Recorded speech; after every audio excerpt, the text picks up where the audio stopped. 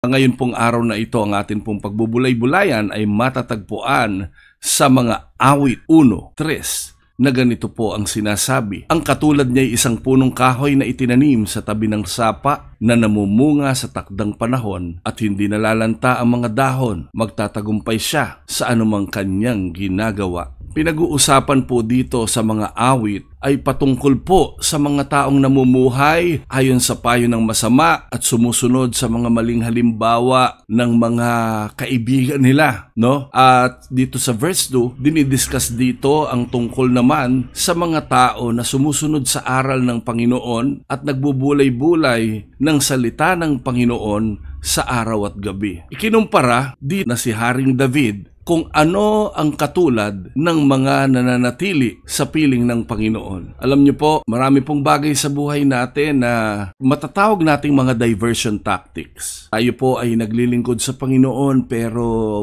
kadalasan may mga pagsubok, may mga testings na dumadaan at dahil hindi tayo nakababad sa salita ng Panginoon, napakadali nating matangay, napakadali nating maliko, napakadali nating mailayo sa presensya ng Panginoon. Sinasabi po sa talatang 3 na kapag ikaw ay nagbubulay-bulay sa araw at gabi ng salita ng Panginoon, para kang isang punong kahoy na itinabi, na itinanim sa tabi ng sapa at siguradong mamumunga sa takdang panahon at hindi malalanta ang mga dahon. Kapatid, nakilala mo na ang Panginoon. May nagpakilala na sa iyo sa Panginoon. Ang dalangin ko lang, mabuti na palagi tayong bumabad sa kanyang salita. Mas mabuti na huwag tayong humiwalay sa presensya ng ating Panginoon dahil naniniwala't nananampalataya ako sa sinasabi ng talatang ito sa Salmo 1:13, kapag ikaw ay nananatili sa presensya ng Panginoon, ang katulad mo'y isang punong kahoy na itinanim sa tabi ng sapa na namumunga sa takdang panahon at hindi malalanta ang mga dahon. At ito ang pinakamatinding pangako, magtatagumpay siya sa anumang kanyang ginagawa. Palagi nating tandaan yung sinasabi ng awitin ng mga bata, read your Bible,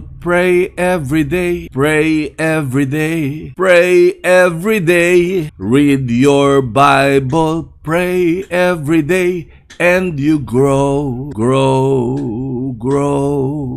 Nais mong lumago, manatili ka sa presensya ng Panginoon, basahin, pagbulay-bulayan ang kanyang salita sa araw at gabi, at ugaliing manood ng araw-araw na panalangin 7 hanggang 8:30 ng umaga.